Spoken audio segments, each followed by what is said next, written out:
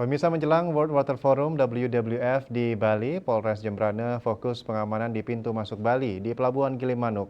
Pengamanan seperti pada protap pemeriksaan di pintu masuk, baik itu kendaraan, barang, dan orang yang melintas masuk Bali dari Pulau Jawa.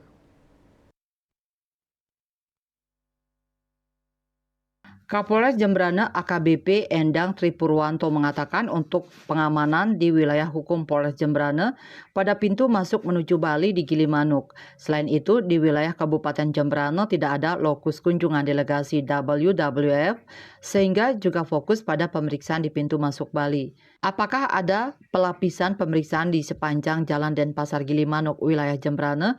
Menurutnya juga tidak ada. Pengamanan fokus pada pemeriksaan di pintu masuk Bali. Sementara itu, protap pemeriksaan yang selama ini dilakukan di Gilimanuk diantaranya di pos 2 dari kepolisian, baik itu kendaraan, barang bawaan, dan surat-surat.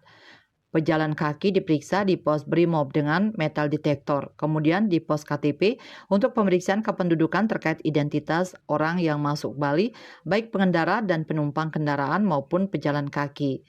WWF ke-10 akan diselenggarakan pertengahan Mei di Bali. Selama sepekan lebih, agenda internasional itu akan dilaksanakan dengan peserta dan delegasi dari 43 negara. Surya Dharma Bali Post melaporkan.